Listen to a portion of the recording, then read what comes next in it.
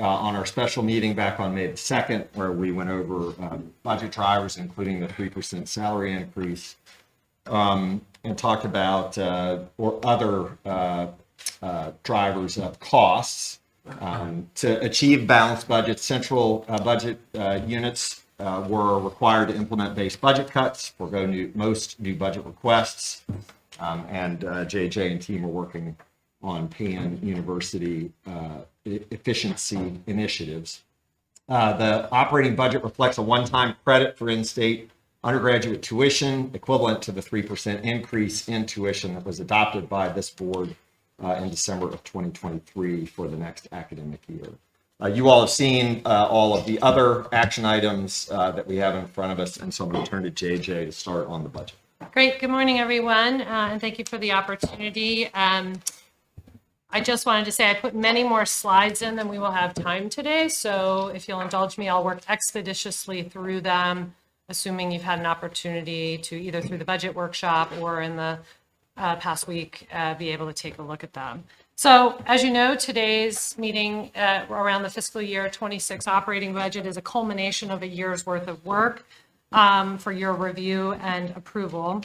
This budget was developed during a very dynamic overall macroeconomic climate with shifting federal landscape, particularly around policy areas and research, potential for renewed inflationary pressures, and growing expectations to maintain affordability. So in this environment, we've actually taken a lot of intentional steps to slow growth of spending while continuing to invest in our core missions.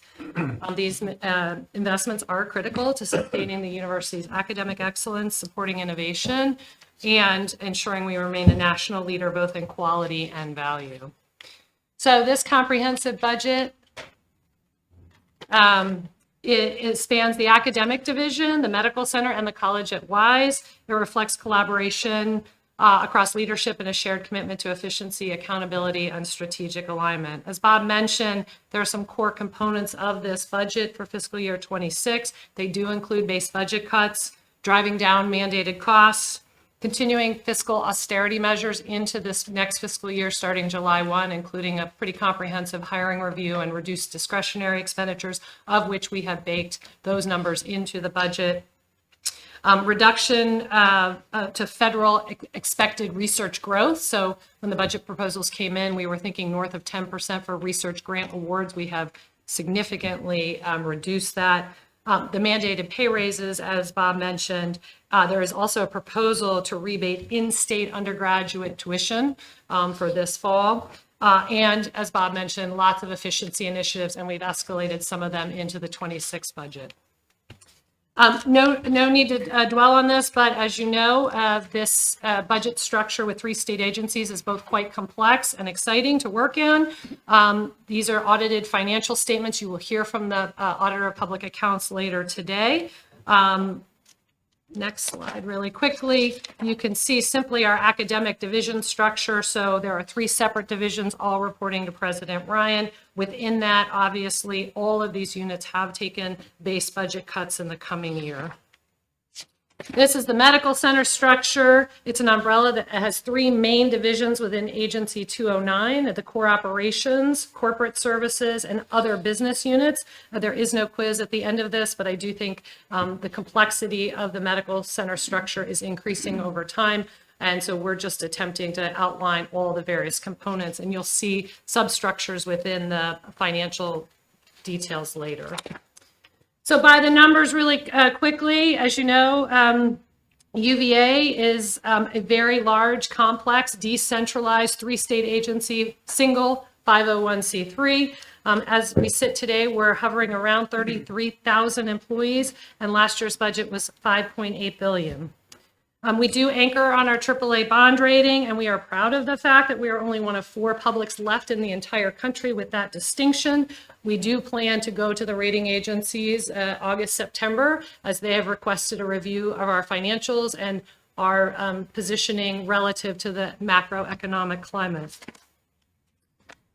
So I'm going to turn really quickly now to the budget process. As I said, this is a year-long process. We lead a centrally a decentralized budget process. So I know it's a mouthful, but we work, Mitch, Bree, myself, with an amazing group of people all throughout the university, focused on both strategic directions and guidance from us, ultimately culminating to recommendations to President Jim Ryan.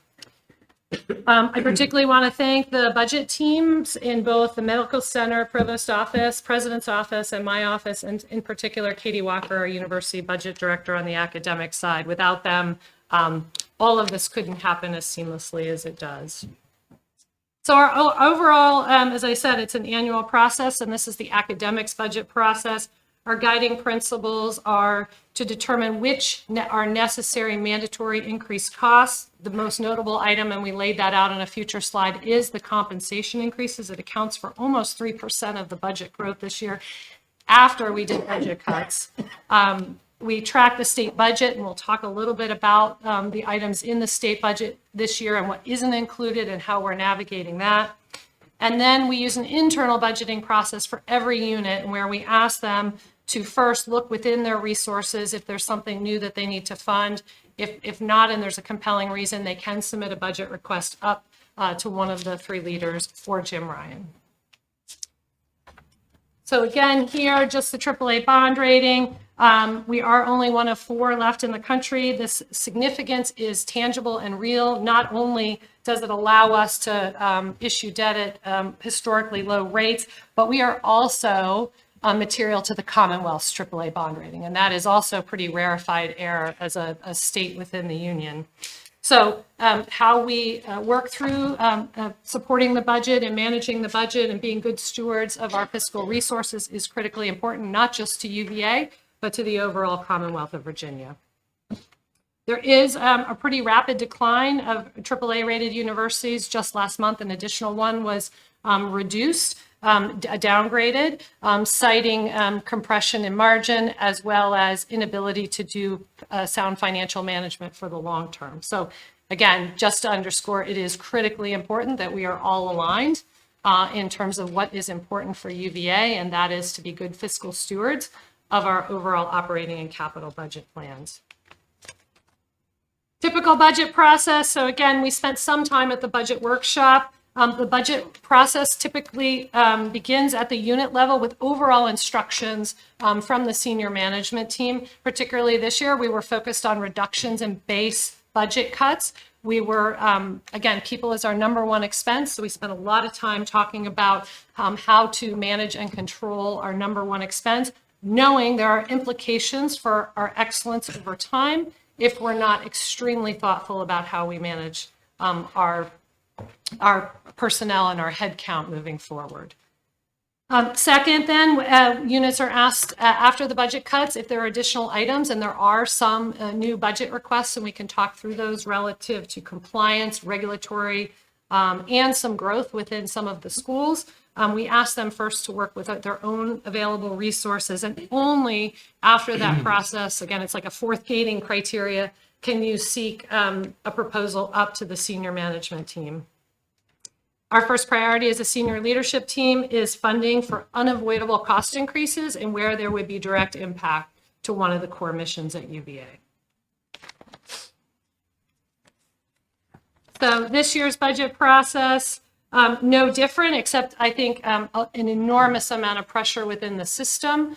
There was over $100 million of new base budget requests. And as I said, we worked tirelessly, even up until, I think, the day before we put the budget out to the board's consideration, to find ways to cut costs, tighten our belts, but also do nothing short-term that would have long-term implications for the university. Really quickly, top considerations in this year's budget: legal and compliance mandates, of which we have more. The student experience, I think this board has been really focused, as we are, on making sure we maintain our excellent student experience. And again, we are a people-driven industry, and that requires resources. Safety and security, personnel obligations, as we've talked about, both in terms of the compensation and the other employment cost increases. Contractual obligations, where we have contracts with mandatory inflators. In fact, we were successful in going back and renegotiating some of those down this past year. And then progress on the 2030. So you will see the major themes in this year's budget: hard choices around position eliminations and vacancy holds. We do recognize in a decentralized environment, we are putting a lot of stress in the system. Many of you were not here with us back in 2021 and 2022. We took significant base budget cuts at that time, approximately 8%. We did a hiring freeze, a salary freeze, and so there is still some considerable stress in the system as we continue to focus in on meeting the student, the patient, the faculty and staff needs. We've also done scaling back areas where the demand is not there as much, or increased workloads. So in some cases, we have people with incremental amounts because we're asking them, because we're not going to fill the position, to step up and do the work of 2 people. So again, that will create some stress in the system. But I think, as we've noticed once before, at least in 2021, 2022, people who work here generally love this institution and will help us through these turbulent fiscal times. We've also done cutbacks to some of the professional development and training. We've done some deferral in equipment maintenance and technological upgrades. Again, some of these, if we don't restore over time, will have long-term implications. But again, in terms of fiscal austerity measures, we sort of had all options on the table. We do have some additional legal and compliance mandates. These include investments in IT systems in this budget for cybersecurity, accessibility accommodations, HEPA and FERPA protections, and there's an increase in the HR budget with respect to mandatory background checks. I'm going to keep going. In the medical center, the budget process begins in December, focused on assumptions and projections prior to a budget kickoff meeting in January. The executive team, led by Mitch Rosner, begins in March with a goal of submission to the academic division for consolidation by mid-April. So again, we've got sort of 3 parallel processes running, with the Med Center then coming over into the academic, and Katie Walker and her team assimilate the entire budget. So, in terms of the budget context, before I walk through a lot of the details, I want to briefly share how we approach the development of the 26 budget in light of today's fiscal realities. As I've stated repeatedly, we are operating in an environment of significant fiscal uncertainty, shaped by shifting federal policies, potential reductions in federal research funding, and broader economic headwinds. We are also seeing pressures within the Virginia's overall budget related to cuts in the federal workforce. So in response, I believe we took a proactive and disciplined approach, working with all of you to maintain the university's long-term financial health while continuing to advance our core missions. One of the key areas historically over the last 7 years has been to really focus in on limiting undergraduate tuition growth. I have a great slide here. I shared this at the budget workshop. We are incredibly conscious of our cost of education, especially our relationship to the value of a UVA education. So as Jim has often stated, you can't go to a top 50 university in this country for less money if you're a Virginian. So just to put the numbers out there, I think there was a lot of conversation about what is in-state tuition, how do we fare? And again, we have kept the last 7 years our undergraduate in-state tuition below CPI, HEPI, to 2.3% on average. So there is already real compression in the system in terms of limiting one of our main revenue sources to meet the ever-increasing demand. Conversely, we've put more than $250 million prior to this year of new base costs in, just associated with pay increases. So while you're compressing the revenues, we're seeing really increased costs, which is causing an enormous amount of need for us to be ever more efficient and make hard choices within the base budget. So this just gives you a sense of Virginia's funding per student. We are about $1,000 below the U.S. average. Again, we spent time on this at the budget workshop. Our funding, modest growth in Virginia, and thanks to the current administration, but it has not made up ground over other states. So other states are investing more aggressively in higher education post-pandemic than we are. We are in a competitive environment. So it's just something to really watch as you move forward. Next, really quickly, is Virginia's funding splits in the 24 to 26 biennium. You can see UVA's state share of E&G is about 31%, which is the lowest in the Commonwealth. There are a variety of reasons for that. One is we actually have higher out-of-state enrollment than the average. Plus, we have a more diversification of our revenue streams. Last but not least, there are some things that we have carved out of our fiscal budget, including UVA's employee health plan, which is self-insured, and we get no funds now from the state as a result of that. So that's a gap of anywhere from $5 to $10 million a year. Next, I'm going to turn really quickly to the Commonwealth's budget. It was approved by the governor on May 2nd of 25. Great news here. The Institute of Biotechnology is slated to receive $46.5 million in one-time operating funds, note one-time, along with retaining $7.5 million for the Equipment Trust Fund. We are incredibly grateful for that and for Paul and Diane Manning, because I do think it was the match that really unlocked the Commonwealth resources, plus the leadership of President Jim Ryan. I will say we will continue to work on this issue. As in the out years, we will seek additional base state funding to maintain the operations. The budget also provides about $6 million to support operations and to limit potential tuition and fee increases. As a result of that, we were able to recommend, in working with you all, that we do a one-time rebate for in-state undergrad tuition commensurate around that. That is one-time funding. So I will say we will be back in the fall to really have a longer conversation about the future state of tuition and fees. The General Assembly also approved an additional $10 million across the entire Commonwealth for Virginia Military Survivors and Dependents Education Program. We call it VISDEM for our little acronym. We are still awaiting the fund split. We think that will be several million, $2 to $4 million. So there still will be a fairly sizable gap where the university must fund, in essence, an unfunded mandate. It's a really worthy program, but it is unfunded to support the Virginia Military Survivors and Dependents because they get waived tuition. Last but not least, the General Assembly had provided Commonwealth funding for the Center of the Arts. I think many of you heard from Colette Sheehy yesterday, but this was put on pause by the governor. So we are anxiously awaiting restoration of those funds, assuming the fiscal outlook stabilizes and or improves. We do plan to revisit this September in terms of the design questions, and then December, hopefully, for funding. As you know, the General Assembly both approved a 3% mandatory base pay increase as well as a 1.5% bonus. So all of those dollars, again, we get about 10 to 15 cents on the dollar for those funds. The difference is typically made up from tuition, both in-state and out-of-state, and graduate tuition to fund the incremental differences. So there is compression, again, in our budget due to the fact of the rebate for in-state undergrad tuition this year. So in a nutshell, basically, we attempted to graphically illustrate all of the strategies that we are employing to manage and to bring you a balanced budget for fiscal year 26. There are budget reductions.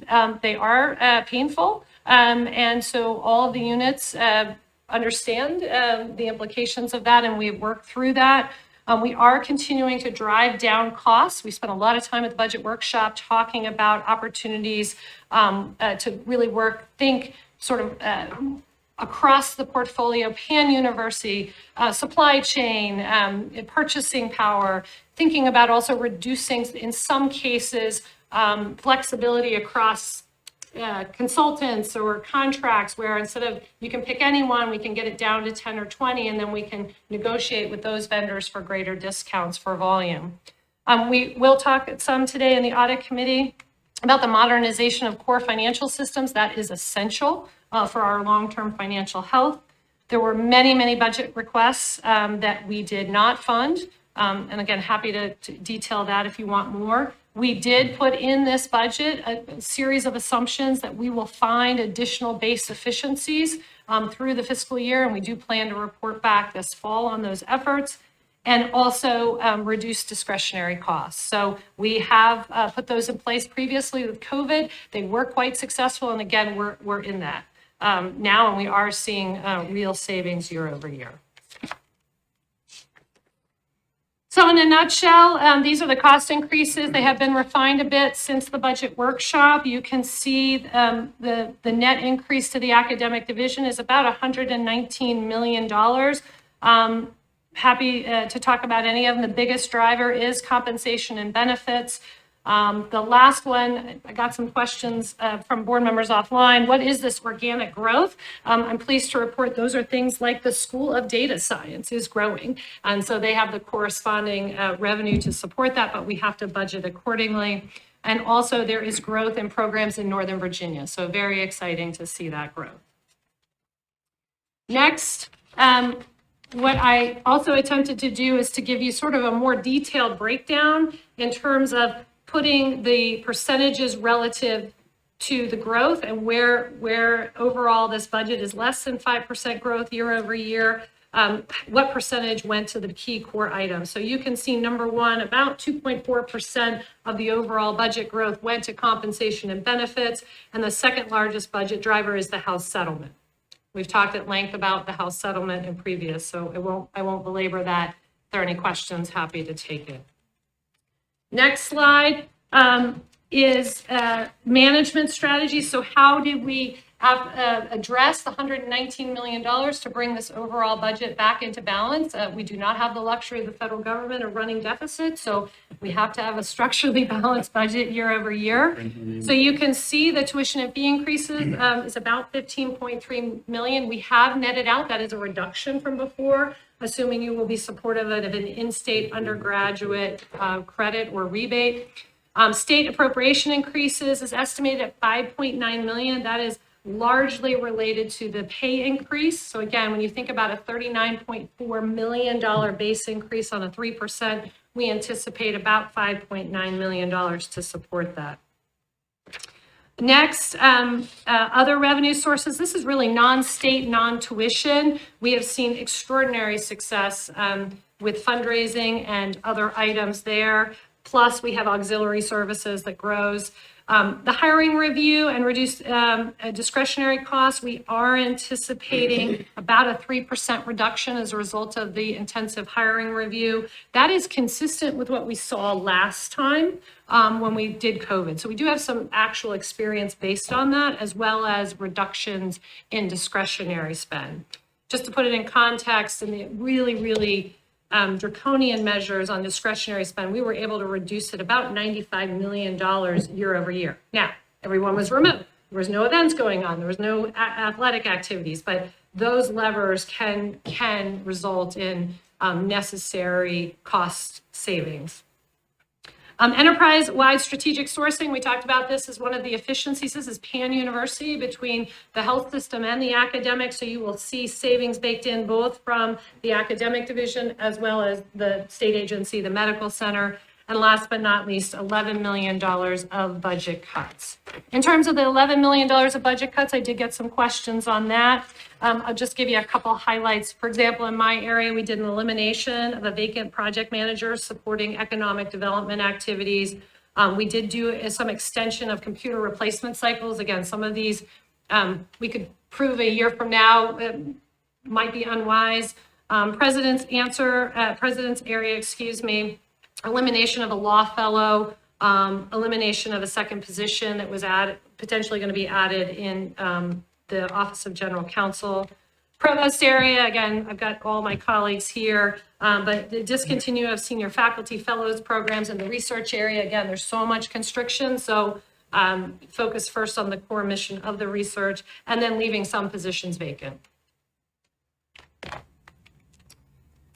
Okay, I'm going to turn quickly to the medical center. So two things, and we talked about this extensively at the budget workshop. The medical center is running about $250 million ahead of budget. So while their budget looks to be growing year over year, about $500 million, $250 million is actuals or ahead of last year's budget. So it's a catch up.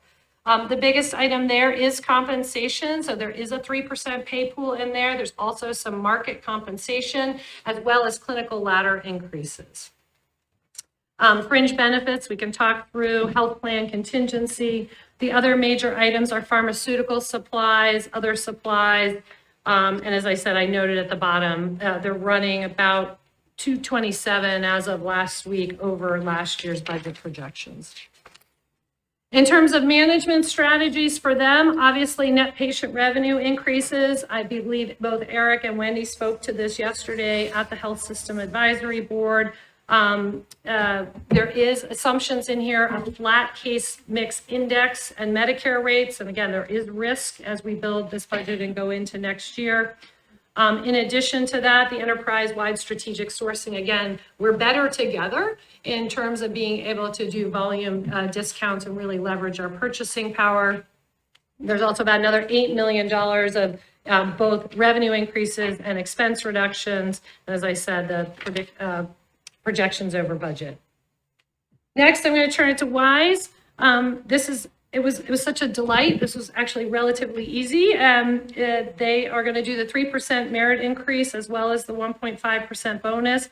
Their estimated VDEMS program is about $200,000 and operations and maintenance is up about $100,000. So about $1.9 million in terms of budget growth. Their funding strategies, once again, the Commonwealth has been very supportive of the college at WISE, so about $1 million there, and then they also will do reduced discretionary spending in order to make the budget fiscally sound.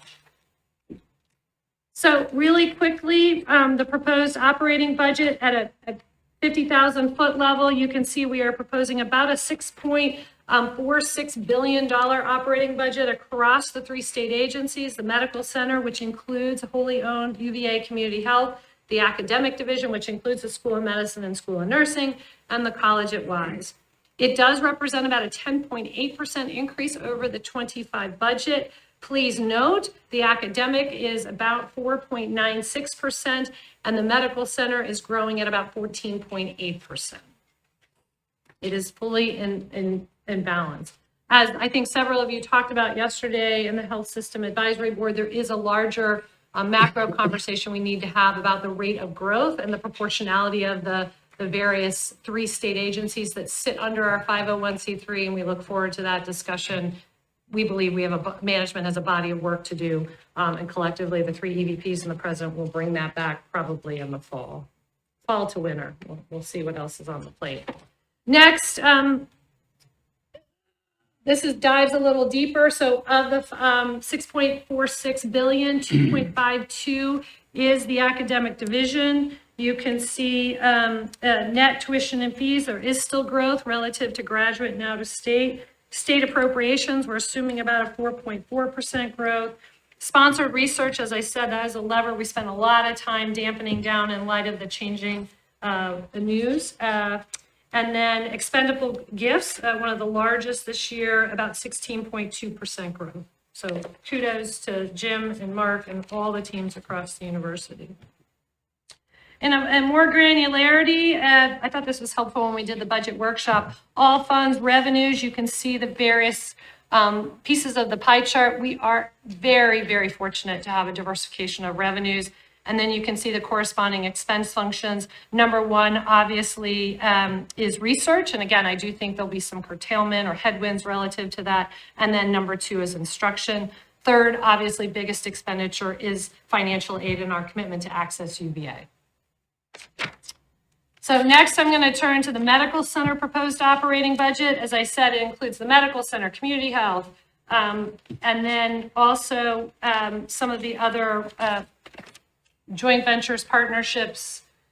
Their budget for this coming year is slated to be $3.86 billion. The growth is driven primarily by volume and rates.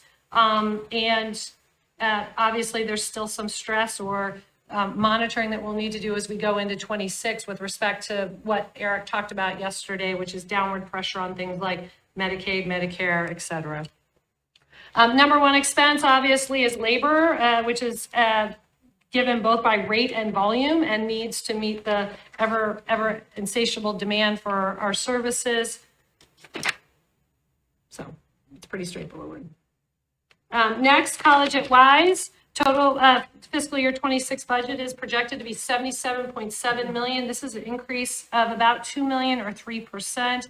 The major increase is a result of the state pay raise.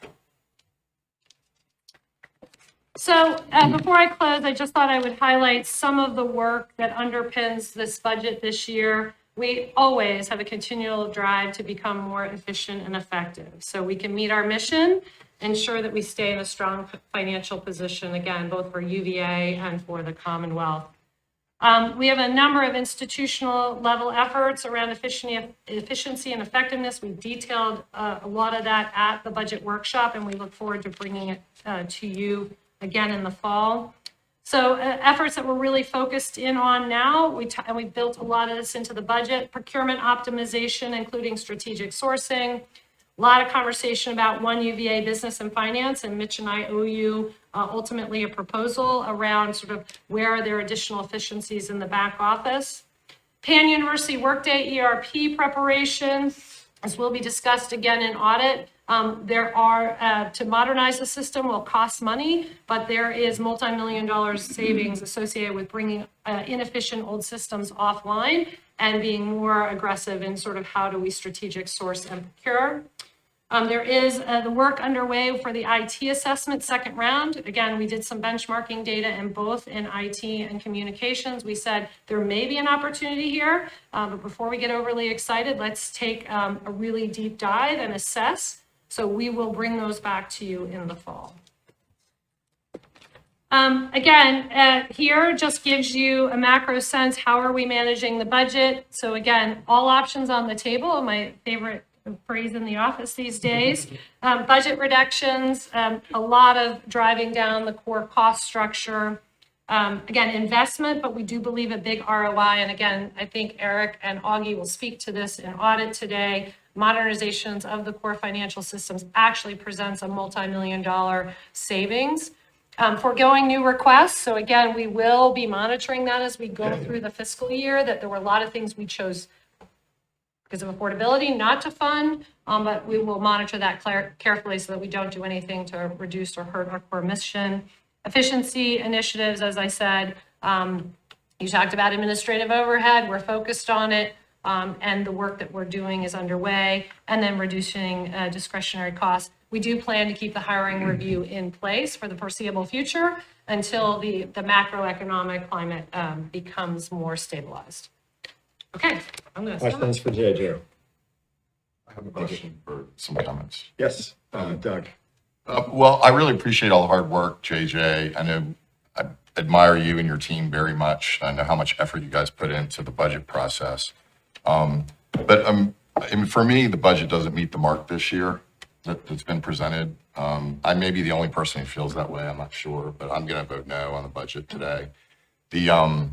Just to highlight a couple of my reasons. I mean, was hoping to see at our budget workshop and otherwise more detail about the cost centers of the university.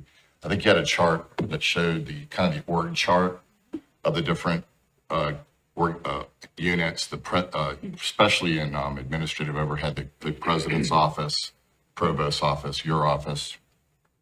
I mean, in the president's office, for example, there were things like communications, equal opportunity, which I guess is the artist formerly known as DEI, athletics. Equal opportunity, just to be clear, is EOCR. Okay. Yeah. Okay, well, anyway, I guess that used to be under the president's office.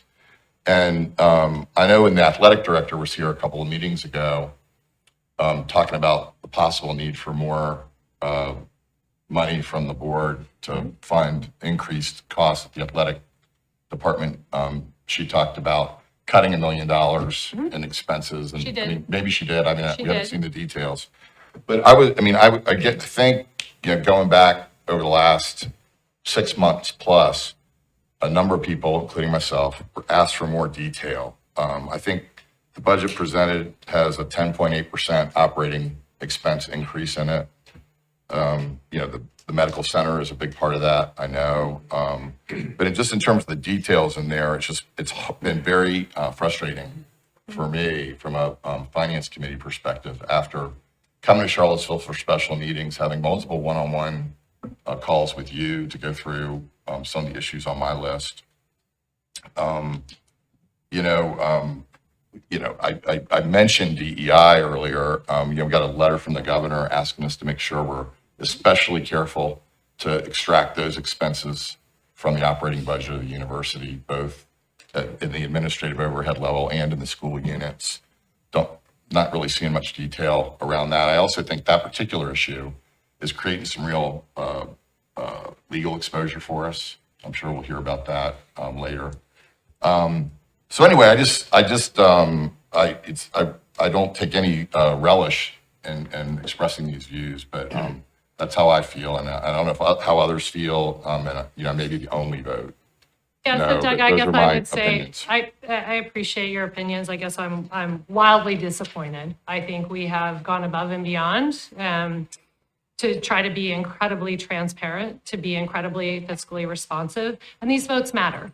These votes matter in terms of being good stewards of the taxpayer dollars and to maintaining our AAA bond rating. So with respect to DEI, that is a conversation in closed session. So with all due Right. respect, that is absolutely top of mind for all of us, Right. management and board.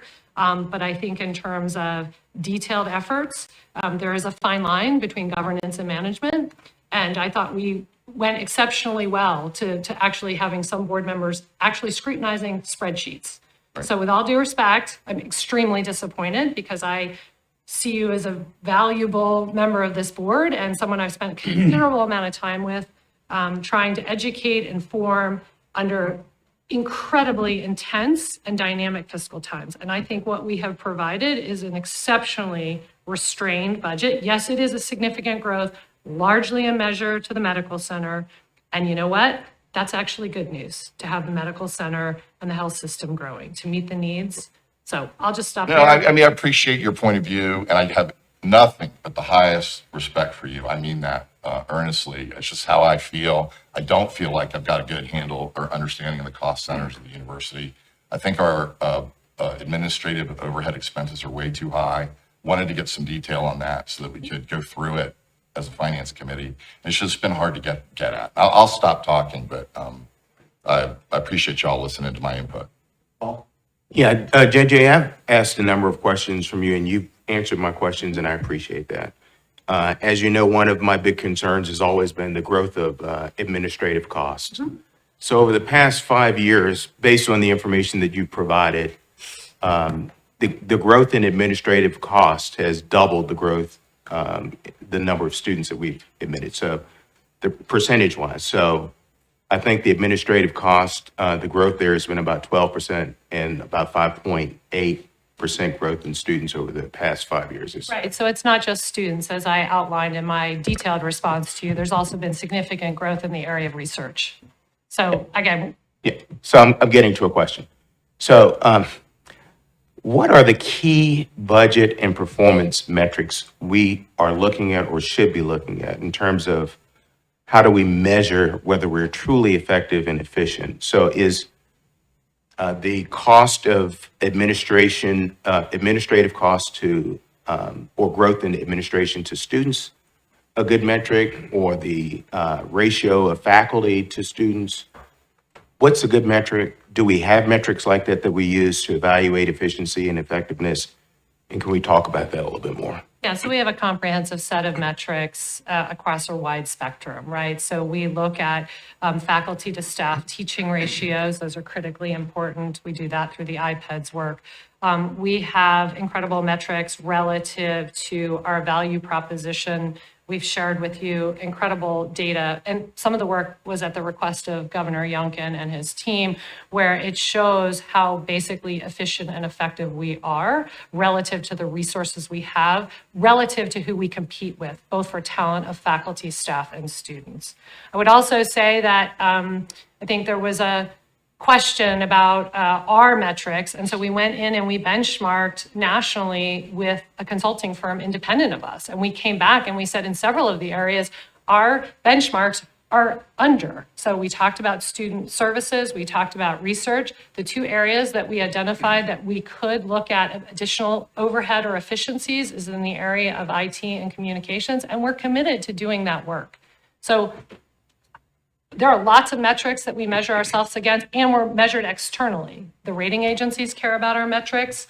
all of the rankings, whether it be Forbes, Princeton Review, they put us top in the country in terms of what we produce for the dollars that we have. And when I say produce, graduation rates, no debt for students upon leaving graduation, and so on. So I can reproduce all of that. It's sitting on my desk. We have a whole scorecard of, how are we doing relative to the dollars that we have and relative to what we say is important to us as a university and as a health system. And I don't know, Jim, if you want to add to that. I think that's helpful, and I'm sure you have the data. Yeah. I think it would be helpful just to have it here and in a forum where we could actually discuss that data a little bit more. So I don't know what for example, the faculty to student ratio, what is that? 17.4. And administrators to students? It's a little bit higher, but again, there are a lot of non-forward facing employees. For example, facilities management don't interact directly with students, but we're a UNESCO World Heritage Site and we're required to maintain the facilities. Can I ask you a question on that? Research, where is that in the administrative bucket? There's a tremendous number of people that would be non-student facing. Would they be included in the research? And research is, in fact, a huge priority for the school. So Correct. it might be helpful, Paul, for you to see some kind of breakdown as administrative by maybe research, because I think we all agree research is a huge priority for this institution. Yeah. It's a huge risk. It's the only way we're going to grow. We do three things. We educate students, we want to do great research, and we want to save lives. Those are our three priorities. Yeah. And so, to the extent that there's administrative growth in research, I think we're probably comfortable with that understanding. I'm not an expert on what. Well, we that need sort of to do. gets back to what Doug was saying, and it'd be good to be able to see where the stuff is going. Yeah. I don't see that breakdown. I know JJ has it.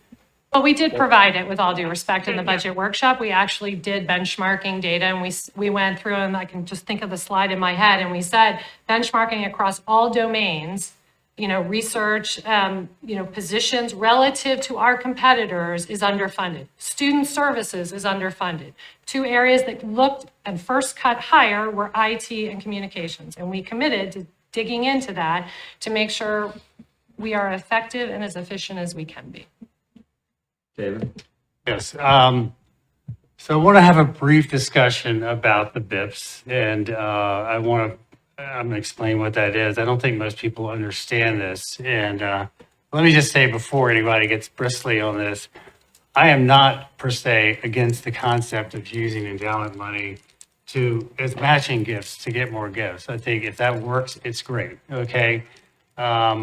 I will say this, and I mentioned this to the rector yesterday.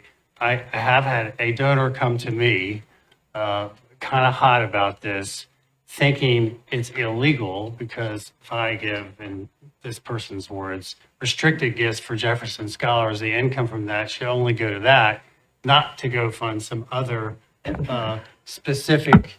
Okay, so I just want to comment very directly. We are not doing anything illegal. I think it's critically important to set the record straight. Can I just No, finish? but I just, You can Yeah, but you finish, keep but bringing this point up, David. You eventually got to let it go. Come on. can I just finish my sentence? Sure, go ahead.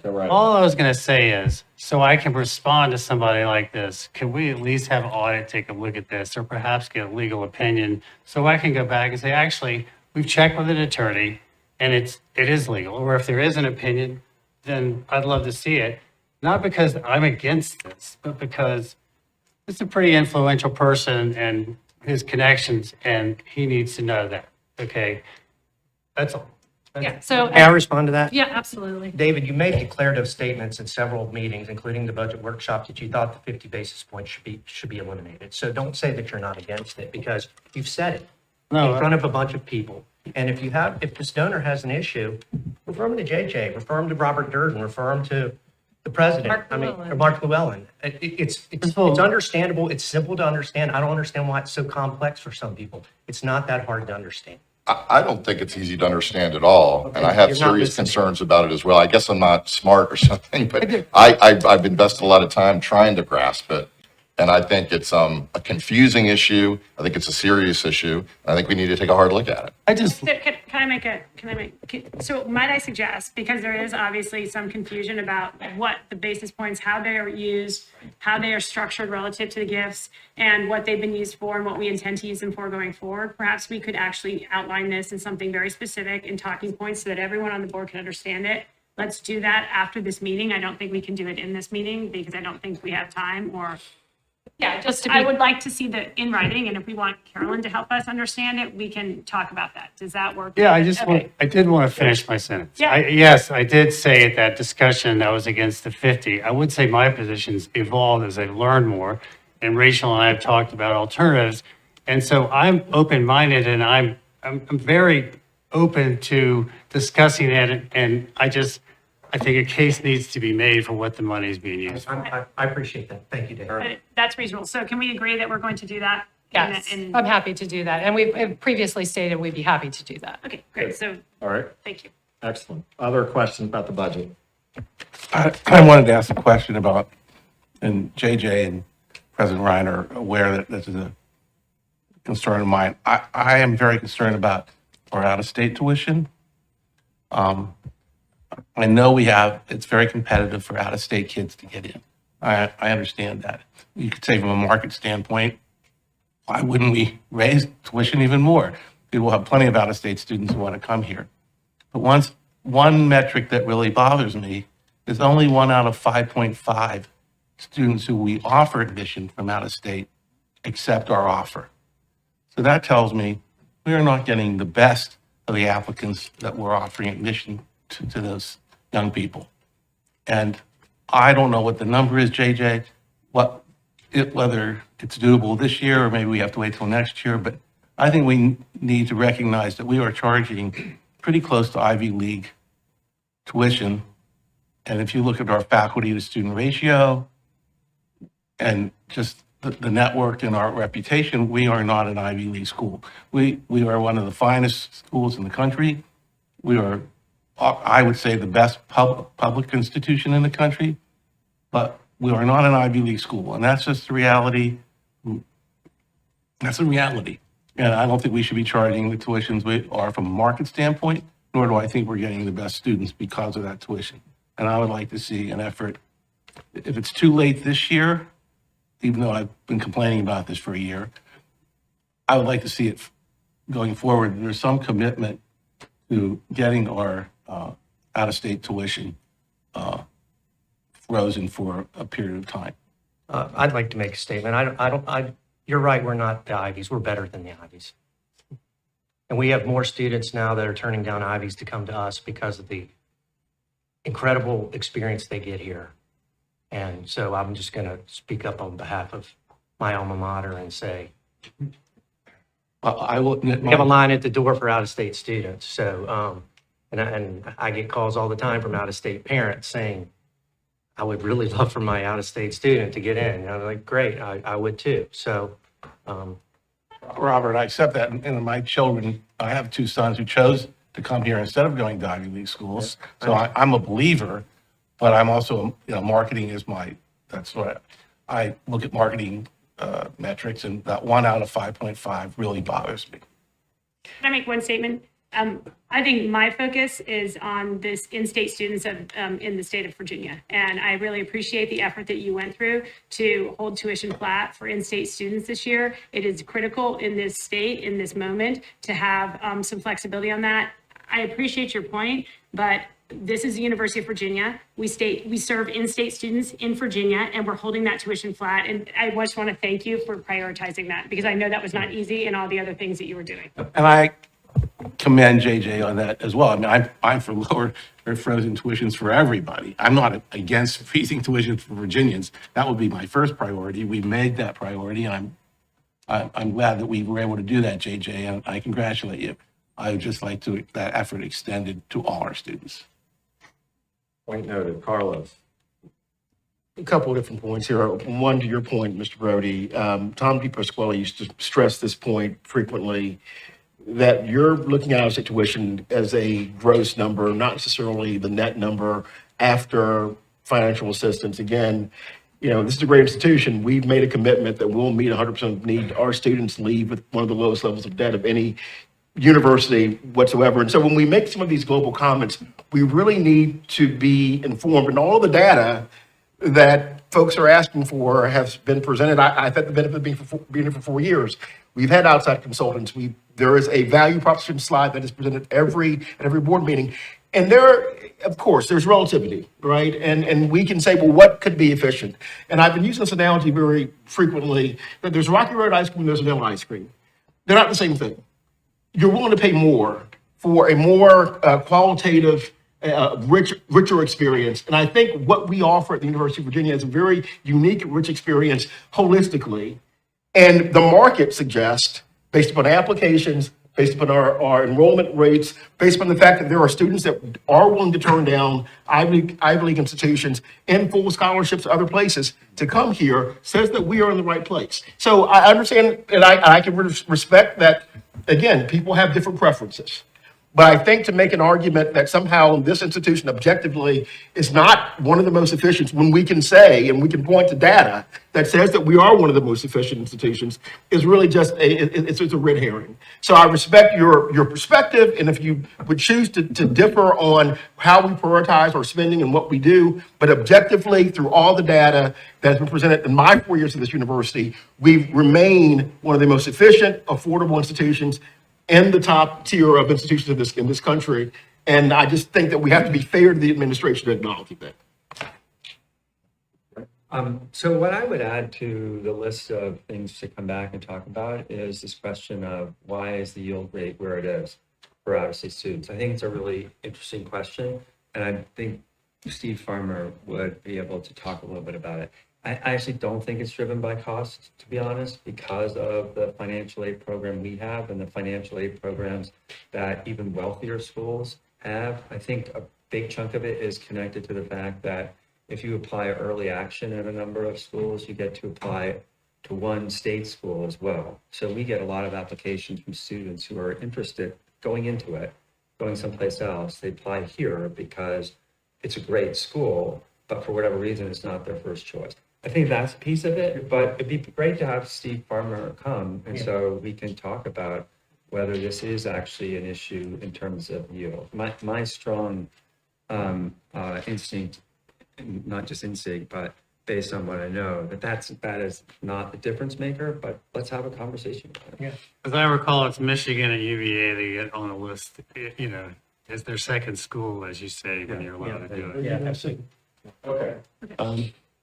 I want to, I'm going to prioritize committee members, and we're going to need to move because we're already running behind, but go ahead. I'm going to vote to approve the budget, but it's a living document like in all of our companies. My goal is to, like in the health system, is to really go after $50 to $100 million. I think these budgets aren't cast in stone. They're never cast in stone. So I want to make sure that people, if they should work hard throughout this year in order to take advantage of the efficiencies that we can take. And it shouldn't be, we've written this budget is exactly the way we're going to run this business. And we should look at this budget as a document, but it shouldn't be a Bible. We should definitely go in, like in the health system, work with the purchasing people to knock 50 million off our purchases. We have a large organization and there is more efficiency. I just know it. So our goal, like in all of our businesses, is to dig deep, and anybody that wants to help can help, and then get in here and let's work this budget and let's make this as efficient as we can. But we need to continue to go forward. But I'm working with Mitch, I'm working with Wendy, and we're working every day to try to bring the efficiencies down. So I'm hoping we'll have an improved end of the year based upon the things that we're going to do this year. That's my comment. Good point. I appreciate the benchmarks. They're very valuable in comparison. I would just point out that education itself is inefficient. It's probably the only industry in America that has had negative productivity for all of our lives. And there are reasons for that.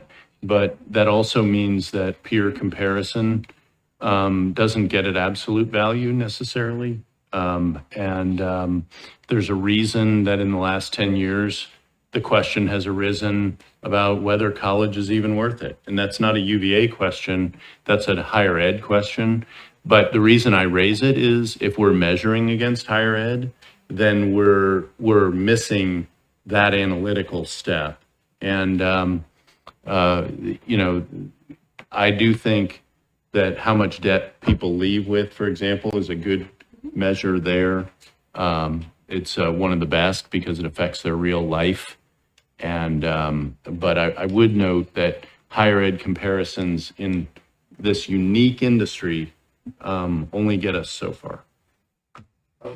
Chair, all right, let's work, but I'm going to see if there's a motion. Go ahead, Steve. While not being a member of this committee, I do want to express my continued, on the record, voice against tuition increases, and I am not in favor of this 3% rebate. I think it's a symbolic gesture. I don't think it addresses the long-term financial consequences that this university faces. I don't think it is a meaningful dollar point for the families of Virginians just by a few $100s rebate. And I also think that it sets us up to raise tuition again next year and then the next year. So as I have done before, I will, if this makes it through your committee, Mr. Chairman, I will not be in favor or inclined to vote for the budget tomorrow unless we can do something with tuition. Well, it's today, but The board votes on it tomorrow, Mr. Chairman. Today.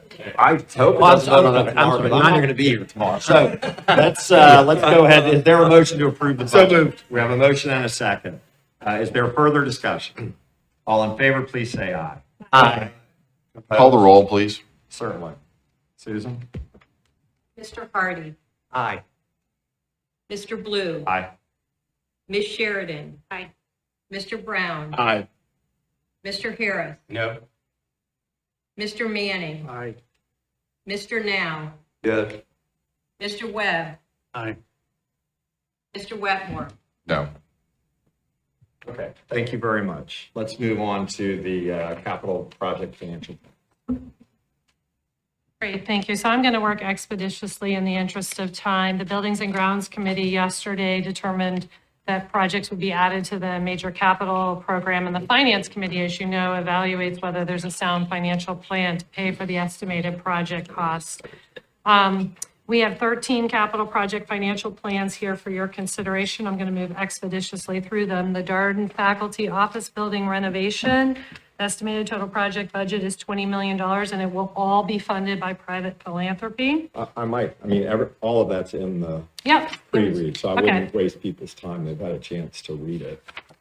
Would you like me just to go to the? I mean, if people have questions, I think a better approach on these is if people have questions on particular projects. Okay, great. I'm presuming everyone has read the materials. Unless there's anything outside the written materials you want to highlight No. on any of them. Nope, other than I would say we're continuing on the research data center, which is critically important. We spoke with all of you individually, super excited about it. But the latest update is that we have 2 sister institutions that would like to partner with us. I think that actually was an idea that was generated at the last committee meeting. So thank you for that idea. And we have 2 sister institutions that want to co-lo with the University of Virginia. And all tough questions go to Kelly and Josh, who are in the room here today. So deep sense of gratitude to them for all their hard work on this. But other than that, all set. Are there questions on any of the major capital project financial plans? Hearing none, there are resolutions on pages 9 and 10 of the Finance Committee book on those financial plans. Is there a motion to approve them? Motion, is there a second? Second. All in favor, please say aye. Aye. Any opposed? Thank you very much. Okay, next item, and I'm going to move expeditiously because all of this was in your board materials. We have 2 quasi-endowment actions. We want to reclassify the School of Medicine Ivy Foundation Biomedical Innovation Fund. It was a divestible quasi-endowment, which permits divestment of principal. And now we want to make it a perpetual quasi-endowment. So it does not allow us to divest of the principal. So it's fiscally conservative. You all probably would like this.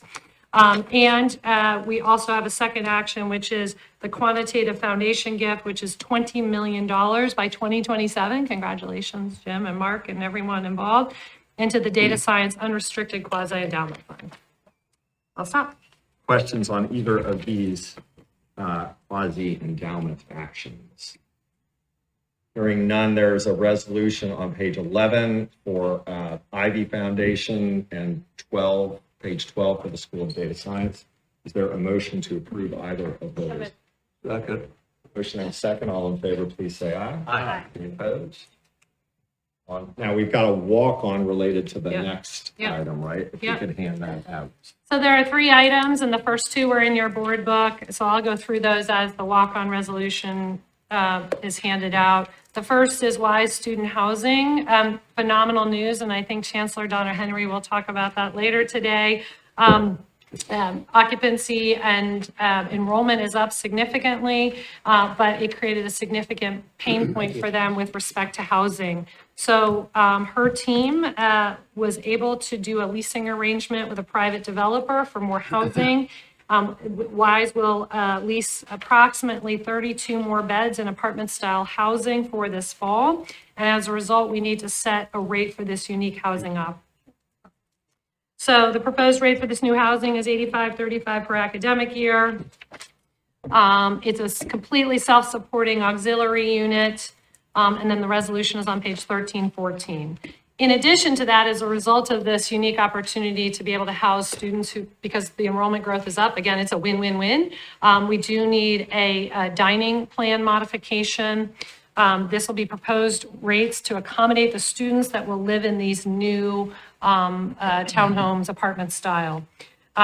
So by way of background, this reduced meal block plan, because there are kitchens in it, would be a reduced rate of $47.53. Last, and again, management's error, WISE graduation certificate tuition, that is the walk-on resolution.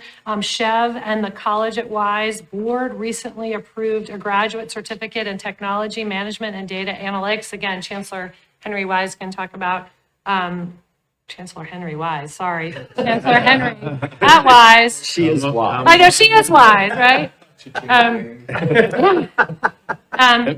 The board is, you are wise. I kind of like it. You said undergraduate, the board sets undergraduate, graduate, professional, and special program tuition fees and costs. So when this came across the transom late, we realized that management did not have the authority. So we are requesting your approval of this, and all tough questions, if there are any, which I hope there aren't, go to Chancellor Henry. And the WISE board has previously approved this on May 9th. So it comes up with their ringing endorsement. So I'll stop there on those 3 items. I'll comment really quickly. I talked to some students at WISE, including the student council president there. They're very happy about the value that they're getting for this housing in regards to the housing market cost around the college at WISE. Questions?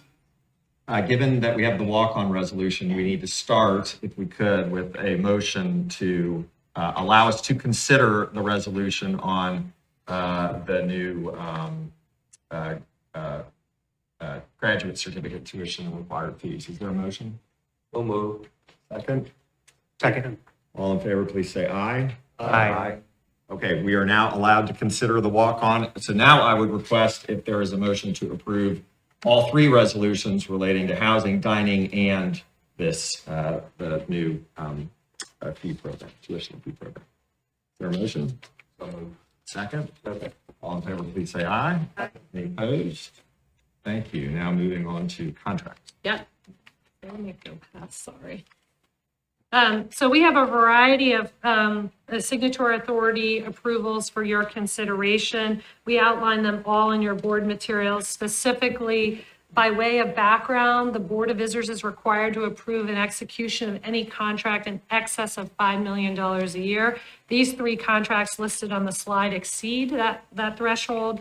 Baxter Healthcare Corporation for IV solutions and fluids, Abbott Laboratories for chemistry and immunotherapy, analyzers, reagents, consumables, and service, and Partners and Simons for Merge Annual Media Services. Like take a motion or? Well, why don't we Just keep move to going? the academic? Okay. Are there questions? I mean, Just one. Yes. It's really a comment with the growth of the medical center. almost you're laughing about some of these contracts. It seemed to me that maybe the Virginia Health Board should be given this kind of authority, or the numbers should go up as the medical center continues to grow as a, just in pure size. So it's not for now, but Yeah, well, we would be happy to look at the dollar threshold. There is a previous issue that I think suggested we needed to maintain some level of oversight, but happy to have management discuss it and bring back a recommendation. Okay, now moving to academic division contracts. We only have one. This is by way of background. Since 1967, UVA has required all students except those enrolled in SCPS, which is mostly online, to maintain health insurance coverage throughout their enrollment. This is obviously a safety and security matter. If the student does not demonstrate or possess health insurance through their guardians or whatever, we have a option requirement for them to have health insurance. And so we are changing vendors to United Healthcare for this coming year. It is a one-year contract with renewables. Effective date will be August 1, 2025. Team has done extensive RFP, multiple rounds of negotiations, so very confident, and the work is underway to do a seamless transition because healthcare is paramount in these days. Stop there. If there's any questions, let me know. Questions on this contract? Hearing none, there are resolutions in the board book on page 17 for the medical center and 18 for the academic division on contracts. Is there a motion to approve them? A motion and a second. All in favor, please say aye. Aye. Any opposed? Okay, on to SIF, spending guidelines. Okay, great. So as you may recall, we had a robust discussion in December around the Strategic Investment Fund, its importance, how we use the funds. At that point, there was a request to stop the current guidelines and that we would return to the Board of Visitors in March with revised guidelines. After a discussion with you all, we delayed that decision in March and we moved it to June. I feel an overwhelming sense of responsibility with the Strategic Investment Fund that we have guidelines in place moving forward. So I'm going to give you a little bit of background just in terms of the process we use to manage the funds and the due diligence that we do, and then have a proposal moving forward. I think it is consistent with the requests that were made that the board moving forward for fiscal year 27 and 28 approve all new awards, plus an audit responsibility every 3 years. So indulge me for about 2 minutes. I'll move expeditiously through and I'll be happy to answer any questions. So there is a fairly robust oversight membership team that meets regularly. Bree Gertler is the chair of that group. Myself, Mitch, Lori, and Augie all sit on it. We meet regularly to review status and progress. There are defined metrics within each strategic investment award, and also make recommendations to Jim Ryan and now ultimately to the full board for any potential new funding. So by way of background, Mark spent some time on this yesterday. The Strategic Investment Fund impacts have been extraordinary. So just in terms of bicentennial professorships and scholarships, I won't spend time, as I said, he's way more eloquent than I. Next, you can see the impacts that we've had and some of the efforts recently. We had the distinguished Professor John Lucan in 2 board meetings ago to talk about the research around Alzheimer's disease, some faculty hires in terms of startups, and then seed grants. So moving forward, you in December approved an allocation for fiscal year 26 of $65 million. Those were to be with matching requirements. The president, the management team has made those allocations. Obviously, School of Data Science Entrepreneur Building matching $20 million. School of Engineering Academic Building match, Bicentennial Professorship matching, and then Karsh Institute match. There is one request that deviates from those guidelines, and that's why I bring it here for your consideration. I am requesting $32 million, of which $15 million is this fiscal year and $17 million is for next fiscal year to get started expeditiously on the data center or the research computing data center. Time is of the essence for us. And failure is not an option with respect to this project. So it is our strong recommendation that we are, with your approval, that we can move forward and use these 2 allocations of SIF to get started so that we can go under construction. And this is the project we talked about at the last. We talked about it extensively. Again, Josh Ballard and Kelly Doney are here. This is also, some of the cost structure will come down because we do now have 2 sister institutions that are interested in helping us with the operational costs. Can I ask one quick question? The 65, which we all remember, the things listed underneath it in those bullets only adds to 50, right? Does that mean we have 15 left? No, so if you look at the last line. Or is it that 15 from 26? Okay, I got you. Correct. Thank you. I see. Yep. The question, I'm very sorry to slow things down, but given the money you can make leasing out this space, what about the concept of overbuilding a little bit and trying to make a little more money off it? I know you have some potential to do that, but could we expand this so it could be more of a revenue producer? Yeah, I think it's all subject to negotiation. I would just caution that they are sister institutions and they're state public. So obviously we'll recover our costs, but how much more, I think, is a delicate conversation. Happy to But entertain. yeah, I meant more in the private sector. Is there other people to sell it to? Yeah, maybe, right? So again, we explored first the sister institutions, but happy to explore it. Very good. Okay, so I will stop here. We did cover all of this at the March board meeting. It is a $72 million build estimate, $3 million of planning you've already approved, $15 million in SIF of 26, $17 million in 27, and the residual will be debt financing. We will work with institutional resources and the schools to recover. Again, we do believe this number will be refined and hopefully down based on our sister institutions and if we can get private partners as well. I'll have to think about the debt structure. I'll probably have to do I was tax. going to ask you, when are we contemplating? When are we going to go to the market? At the moment, it's not favorable. So whenever, and Julie's here, whenever it can get favorable. We do have a series of projects that we have authorized that we have not yet issued the debt on. So I would say in the next 18 to 24 months, we will have to be in the market. Just out of one sentence, because I know we're short. Actually, we're pretty good, so. Okay. The 30, I'm just curious, the 37 million debt, like how do you come up with 37 over 72 is going to be debt and the rest is going to be, I mean, is that just a plug because of what's available from SIF and the other sources? Like how did you land on 37? Yeah, so I mean, first we thought SIF was an appropriate use here. Then second, we thought that it should be a shared responsibility to repay the debt. We thought this is a long-term capital asset where we probably could recover some F&A on. So it made sense to debt finance a portion of it. And as I said, I think schools and units that use it, maybe private developers too, could recover some of the costs. So what we have to demonstrate to the bond markets is that we have a repayment source. So today we do, it'll be schools and units. But again, love the idea if we could also get private developers besides the Commonwealth. But I do think that I need to issue taxable debt. So I'll just, Julie, you got it? She's got it. Okay. I would advise you, there are lots of people in the data center business. Yeah. Yeah. I know you're. Aren't you glad about that? Rob, have you been thinking about that a little bit?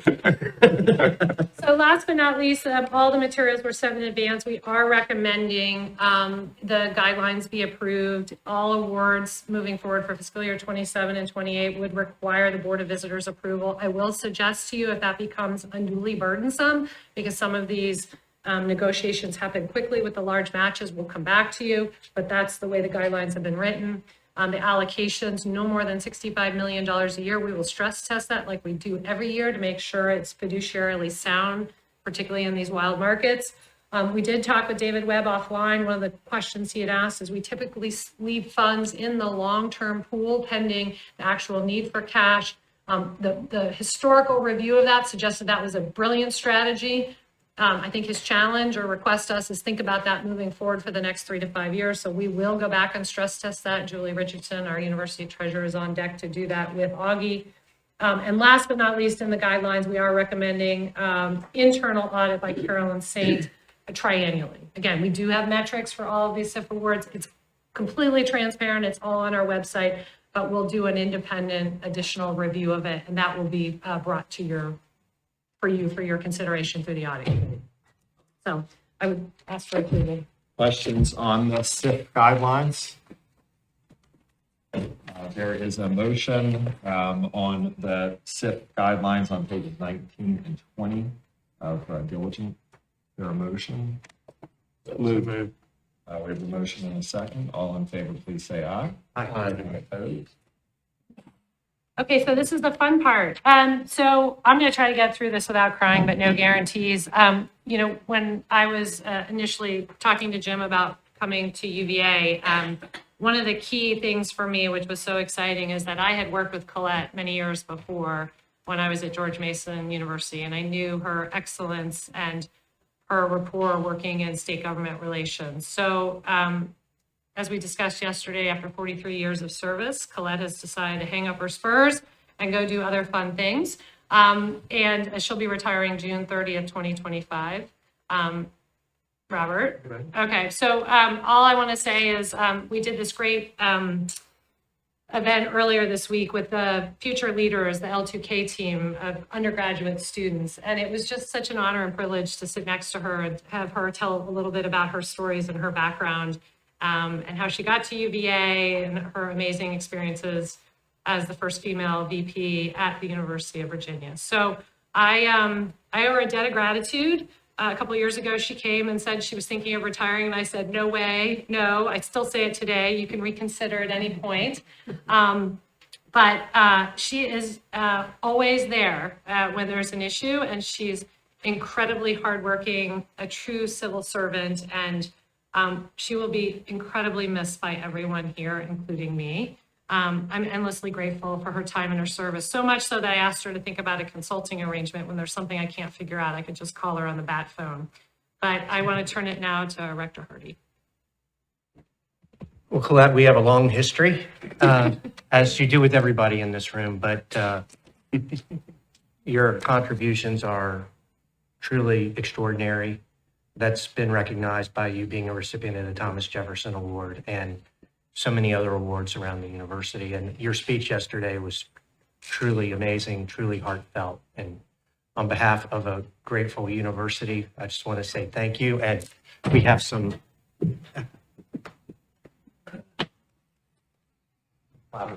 Oh, yay.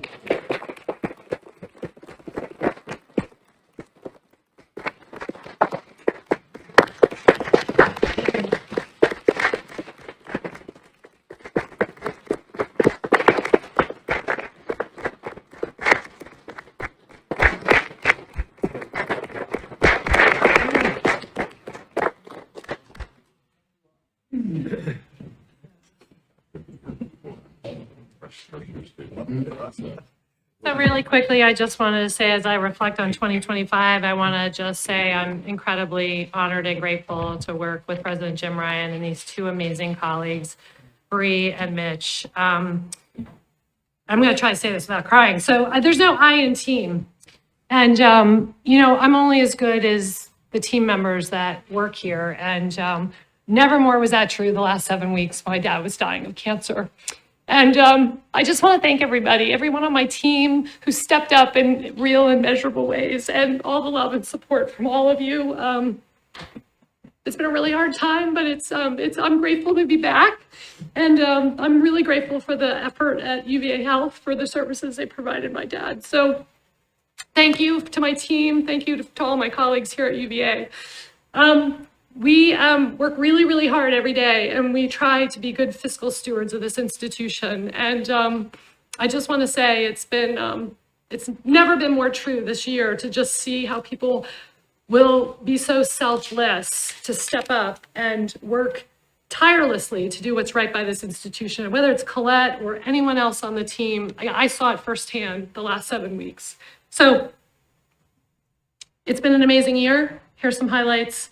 But as I said, there's no I in team. And, I could be hit by a bus tomorrow and walk away and this place would work seamlessly. And I'm so grateful for everyone. Okay, portfolio highlights, some other things. I'm just in awe of all the teams and under Jim's direction that puts on commencement. It's literally the happiest day of the year, and I was able to come back. But it is literally weeks and effort. So I was out one morning, Saturday, it was pouring down rain, and the facilities management team was like literally measuring chair by chair to make sure everything was perfect. And then it stormed and they were cleaning it off. And these are a lot of the unsung heroes here at UVA. It's the faces and the names that, you know, they're just here 24/7, both in the health system and on the academic division. So thanks to the teams. Okay. I was so excited, John Kosky brought this to Jim and I last week, that Forbes just named UVA as one of the 50 best large employers in the country for 2024. We actually didn't even know the survey was underway, thank you. Above Costco, IBM, and the Dana-Farber Cancer Institute. We actually came in number 39. We were ranked 5th among all institutions in higher ed all across the country. And again, average employee at this university makes $87,000 a year. And so I just think it's the 32,000, almost 33,000 people that make UVA incredible. And as I said, I'm honored to be here. No compensation was given, by the way, and it was totally anonymous. We actually didn't know it was underway, this survey. But again, I think it's just so important to remember we have something really great and special here at UVA, and I just ask that you continue to trust us and work with us for the benefit of this, the love of this institution. Okay, 6-year plan development. So it is a state requirement. It's mandated by the Restructuring Act. This is just the timeline. We are working fast and furious, Augie and Mark and the collective teams, to work on the 6-year plan. Again, it's a 6-year plan, but we have to do it every year and edit it accordingly. It does set the stage for sort of the macro financial pictures. Chancellor Henry does it as well. We have to develop a new plan in every odd numbered year. This sets the stage then for our fiscal ask to the Commonwealth. So again, you've seen things like the biotech emerge from here. So we'll be working and bringing it back to you in the September board meeting. Year ahead, obviously recruiting and retaining, and I would put an emphasis on retaining right now, the strong and dedicated workforce to maintain our stable value proposition despite some pretty economic choppy headwaters, maintaining our AAA bond rating, continuing to do all the work on efficiencies and effectiveness. I take everyone's comments to heart. We are at least twice a week working with a big cross-section of people across the institution to really navigate both federal and state issues. And then obviously it should have been at the top of the list, continue to promote safe and secure grounds. So with that, I'm going to stop. Questions for JJ on any of that? JJ, thank you. Thank you, team, for a very impressive year. Jeb. So I have one thing to say, which is I disagree really strongly with something that you said, JJ, which is that if you left, this place would continue to work seamlessly. That is not at all the case. As I've said before, and we'll say again, you're the glue that holds this place together. I don't know anyone who takes their responsibilities more seriously or takes their fiduciary responsibilities more seriously or works harder to fulfill those responsibilities. And I will say to your point, Paul, the board has pushed hard about cost savings and efficiencies, and we're hearing you. I mean that. We are starting to flex those muscles in a way that we haven't. And so you're right, it is a living document. And as painful as it can be at first, it then becomes sort of interesting and fulfilling to find savings. So we're on our way, and JJ has been leading the way, and we're not going to stop. So JJ, thank you. And we'd be really mad at that trust drive.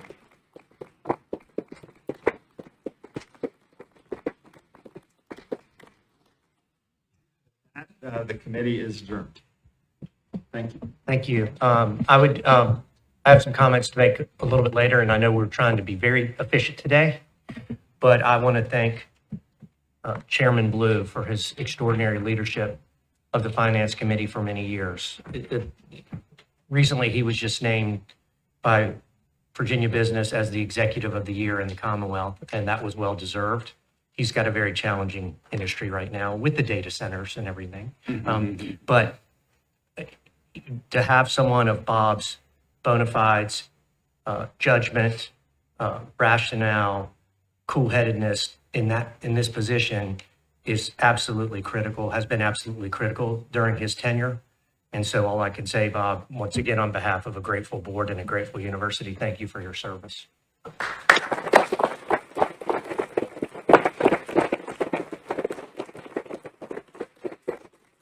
Bob is clearly the chairperson who always comes in on time. We never go over in finance. There you go. Thank you. Yes, so we'll next call up the next meeting. Donna Wise Henry. Let me go get my tea.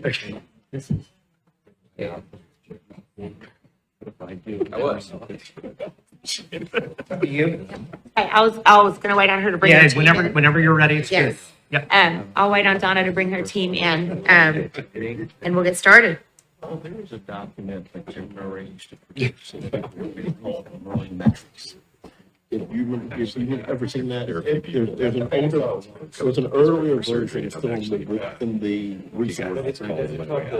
But to your question, like, some of those, the ratios, that's the document that. No, I didn't look at that. Trying to be calm. I know you are, I know you That's are. what we used to do. And look, So I I would say that guarantee you, I'm sure JJ, that could be I guarantee reproduced. you that